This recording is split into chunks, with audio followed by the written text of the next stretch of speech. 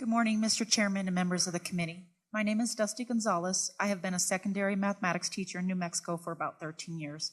I am currently employed in Clovis. I am a recipient of the Excellence in Teaching Award. I have always been passionate about education, but recently, after being introduced to the Teach Plus organization, I have become passionate about my career on a global level. In the past, I have been told, as many educators have, you can't change it, so don't worry about it.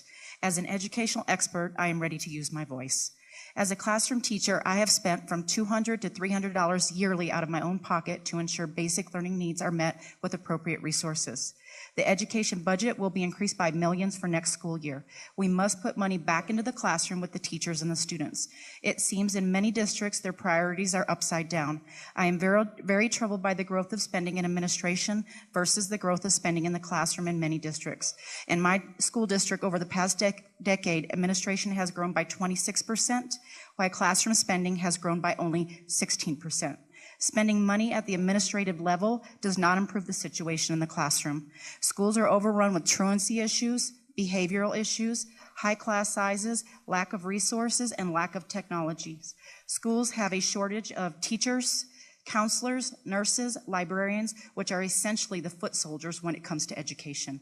In House Bill 77, I support the idea that a school district or charter administration expenditure should not exceed the prior year's administrative expenditures.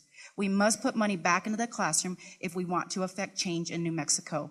I thank you for listening, and when you put your package for educational reform together, I hope you include House Bill 77, which will direct more money to the classroom for our students. Thank you.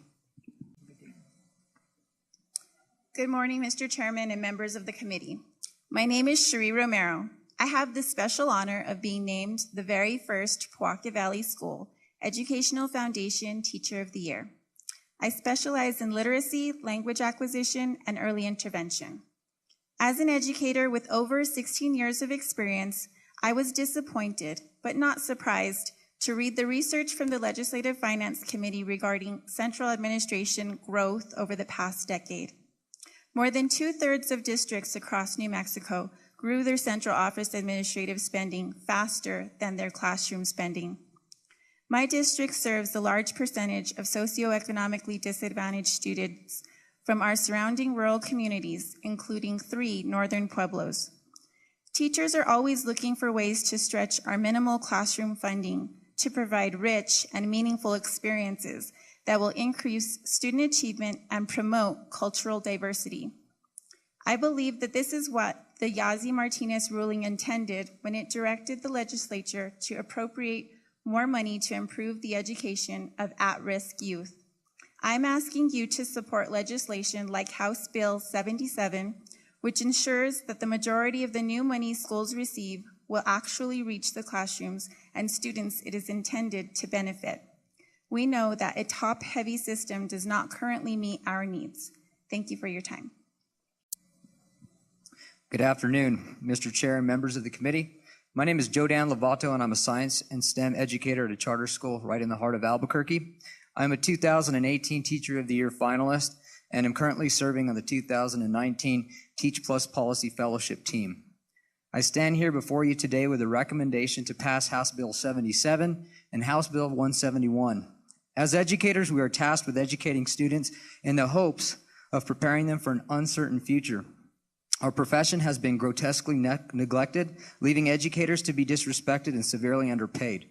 We work in a field that focuses on equality and equity. However, this focus does not always translate to the school level, including the compensation for all services that are provided by our teachers.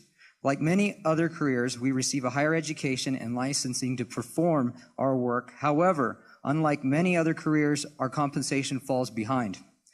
The culture of education in New Mexico, which includes a lack of resources, appreciation, and respect, has caused our state to lose incredibly talented educators to other higher-paying states or different careers. In order to address our teacher shortage, retain our great teachers, and provide opportunities for our students' success, we must value our teachers and support our students. Our children are our future, and our teachers are preparing them to be successful and have opportunity. To believe in our students is to believe in the very people that work with them every single day. For the sake of New Mexico's future, Please support House Bill 77 and House Bill 171. Good morning, Mr. Chairman and members of the committee. I am an educator from Roswell. I am currently the State Director of Teach Plus New Mexico, and today I am joined by my daughter, Jayla, who is in 4th grade. As a classroom teacher, and like many others, I held an additional part-time job for extra income. This income was not only used to support my family, but was also used to ensure I was able to provide resources and supplies for my students. There were times when I had to decide between making a purchase for my family or my students. For years, I was rated as a top teacher and always had strong student data. However, I did not feel like I was adequately supported to do my job. I support high standards for our teachers and our students, but teachers must have what they need in the classroom to do their job effectively. As more demands and requirements are created in the educational system, I have seen additional roles of support created at the district level, although the additional demands and requirements were not specific to the administrative level. Teachers have been required to do more with less. This state is in a unique situation where additional money will be made available to education. The question is, where will it go? I believe the funding should go directly to the schools to ensure appropriate support for the whole child, including additional school-wide support positions, improved technology, up-to-date resources, and even ensuring adequate basic classroom supplies. If we want to improve the opportunity gap in our state, we must provide opportunities for our students. I ask that you support House Bill 77. Thank you. Good morning, Mr. Chairman and members of the committee. My name is Denise Lucas. First, I'd like to thank you for the time you spend away from your families and careers. I've been an educator for over 16 years in private school, homeschool, performing arts, and have been in the public school sector now for 13 years. I also hold my administrative license. I have taught grades 2-6, and I have worked as an interventionist in the Title I program. The first bill I would like to address is HB 77. I was troubled to learn that in the decade between 2006 and 2017, administration in my district has grown to 37.11%, while classroom spending has only grown by 19%. This year, teachers in my district received an average of a 4% salary raise, while administrators, including central office administration, received an average of a 14% raise. This type of spending does not improve the situation for students in the classroom.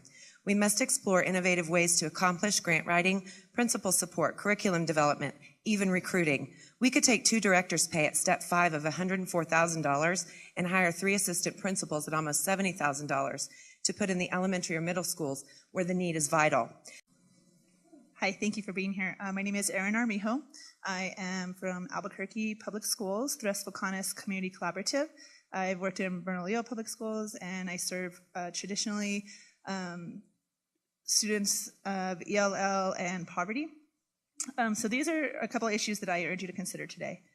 First, more money does not automatically improve school environments or student learning. So after reviewing the Legislative Finance Committee's research, I learned that administrative costs have grown far faster than classroom spending. As a classroom teacher who spends upward of $1,000 each year for materials, supplementary resources, professional development, and often even snacks so my students can concentrate better, I have to say that it's unacceptable. Social emotional skills are severely lacking, and yet resources for professional development for this is often put at the bottom of the barrel for funding, despite the fact that the needs of teachers, families, and students are continuously increasing. Please support House Bill 77 to limit administrative growth. There's no reason for administrative funding to grow 34% over the past decade, which is twice as fast as classroom funding at 17%.